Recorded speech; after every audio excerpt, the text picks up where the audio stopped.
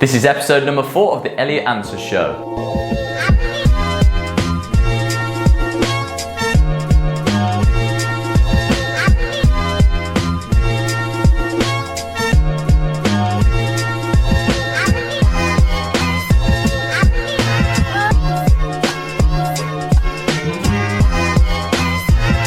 Thank you for joining me today. If we're just meeting, my name is Elliot Forbes. This channel is dedicated to hair, beard and grooming tips for the modern man. So if that's you, you might want to consider subscribing. So term number 1 is, how do I find my parting?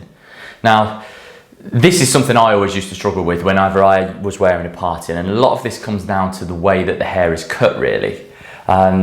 You'll find it's quite a trend now in barbershops for people to leave it super heavy on one side, wherever the parting is. Say if it's over here, leaving this side of it really long, which then does cause quite a bit of trouble, because actually if you don't style it correctly, it will, well, one, if it sits over this side, you've got longer hair sat in through over there, it doesn't quite go together. It's then, if it goes over that way, you've then got other high hairs that stick in with it.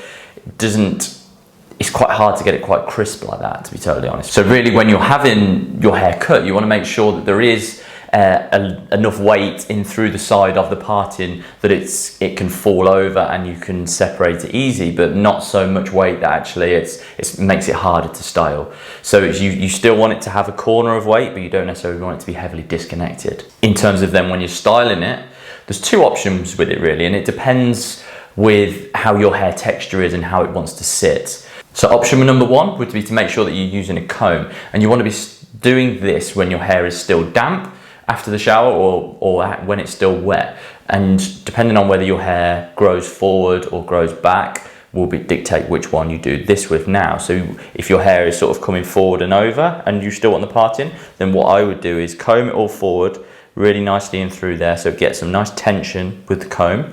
And then what you should see, if you then comb it and then leave it, what you should see is actually that it will jump slightly through there. And then all you want to do is, because the tightness of the comb, you just then want to place that in to wherever it jumps and then push it either side, and then you can blow dry it from there. And then the same if you're wearing your hair back, combing it backwards, really nice tension, and you'll see wherever it jumps, that's then when you want to put the comb in and then separate it. Now the second option when you're to style it, if your hair doesn't necessarily jump like that, which it doesn't really on my hair, so the next option with that then would be to use a comb. But what I would use is, you see on this comb how there's then a bit of a bigger gap in through there. I would use something like that, which will make it really quite easy to style. And then you want to work out where you want it to start and where you want it to finish. Now generally a lot of guys want it to start at the recession. That's quite a nice base for it to start.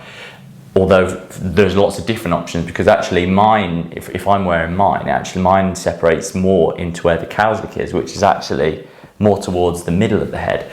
So actually mine would sit more there, whereas if you go from the parting, from the recession, that's generally is quite a nice base. If that is where you want it to start, then what you can do is, with the comb and your middle finger on the other hand, is to place that just on the side of it through there, and you can decide where you want it to start, and then in one real swift movement, go straight back.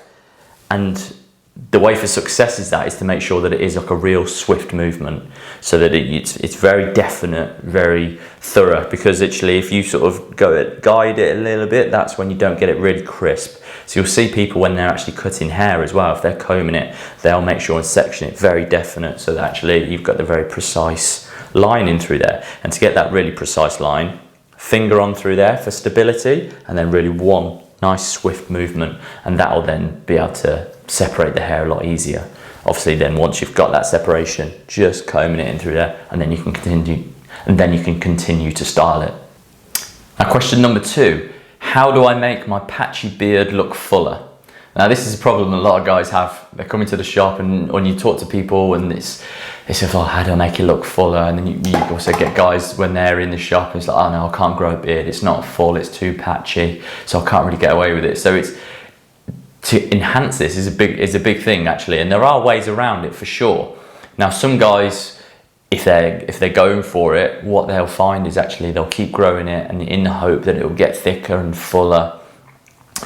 And by doing that, it can almost then get to a point where it's too long and it then looks very straggly. And actually then to bring that back to a length where then it can maintain that density is part of that. So it's really, you want to make sure it doesn't go too long with it, because then it looks quite stringy. I know, for example, like, so for my beard, obviously I have it very short at the moment, and it is quite patchy obviously through mine. But I know when I had mine, I think I grew mine down to about here at one point, and it started to look very weak. It started to look very patchy. It didn't look full. It was quite straggly because there was no density in through the bottom. This was almost very see-through. You could see my jaw coming through there. So actually it was, to make it look thicker and fuller, taking it shorter is a big part of that.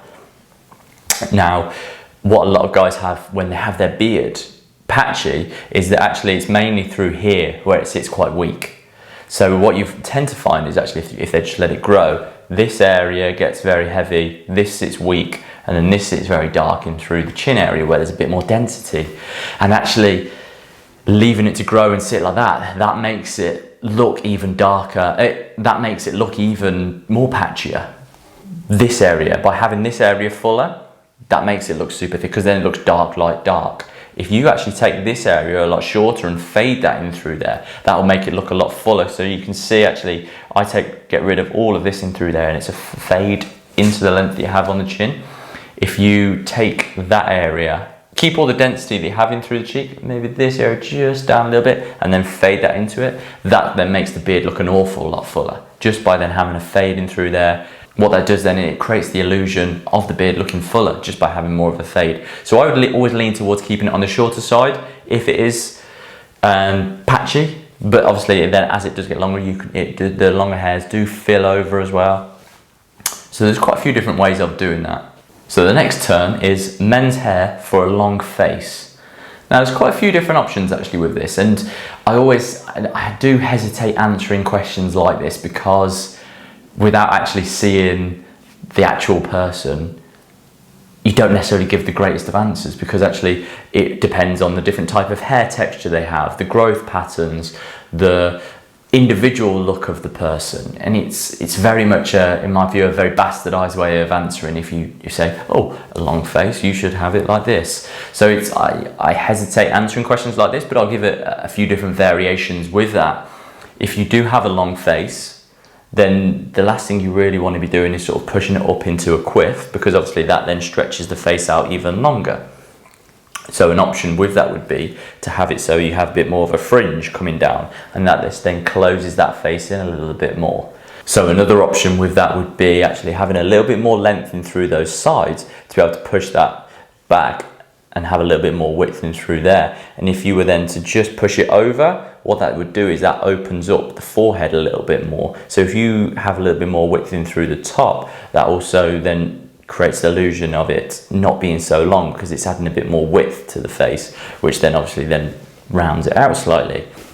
Another option for that would actually to be able to have the hair really quite long and have it so it was almost like a one length coming in through here, so you could almost just push that down by having this length fuller in through the sides. That then gives it a little bit more width in through there, and obviously then gives it a bit more width. If the width is there, then obviously it doesn't look as high and as long with that. So as you can see, there's quite a few different options. They're just three quickly off the top of my head that actually you could do, and it really varies person to person, the different types of hair texture, so it's quite a hard one to answer.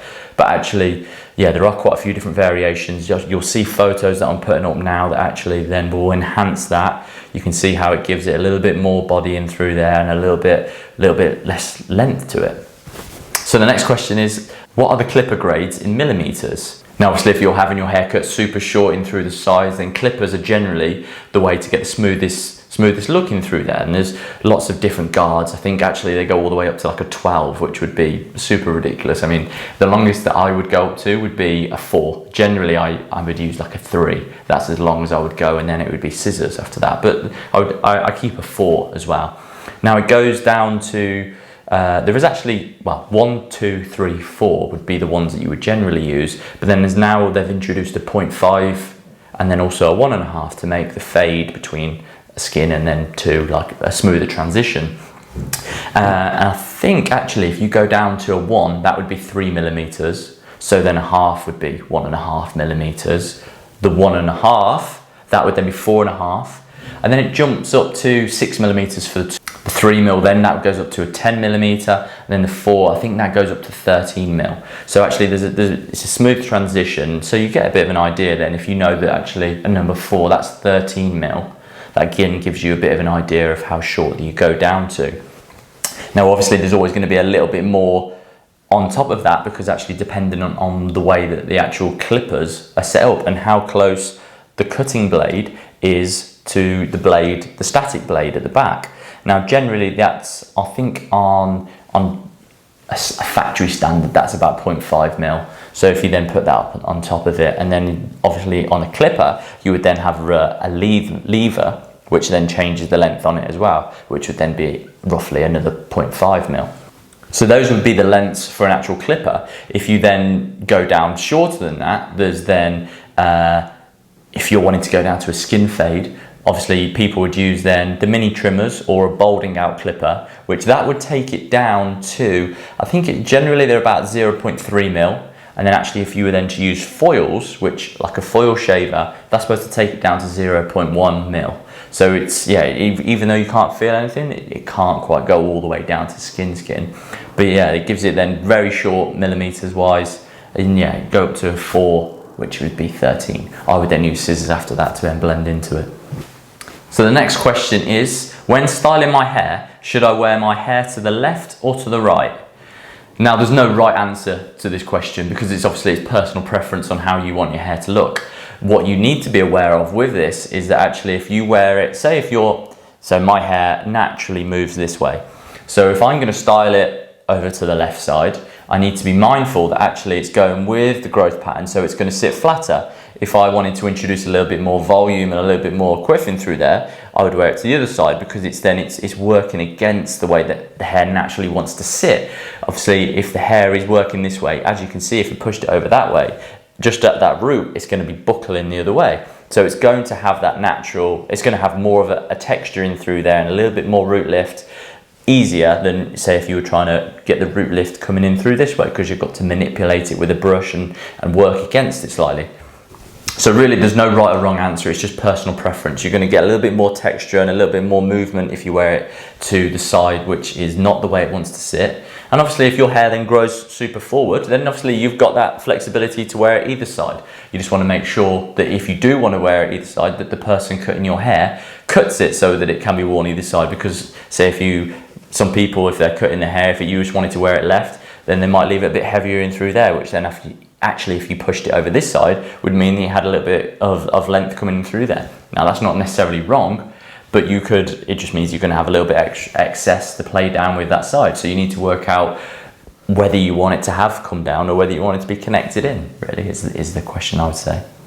Okay, so head on over to my channel where there's plenty more videos all about hair, beard and grooming tips for the modern man. There's plenty more interviews there with industry experts giving their insights into the men's hair world. If you've enjoyed this video today, which I hope you have, go and subscribe and then press that like button as well. If you want to send me a message at all my social media channels, they're going to be linked down below and they're going to be all on the screen right now. Today's question of the day is, how often do you get your hair cut? A lot of my clients come back every 3 to 4 weeks, some come back every week, some come back every 3 months. So I'm interested to hear how often you come back for your haircut. Thank you for watching today. Much love, Elliot.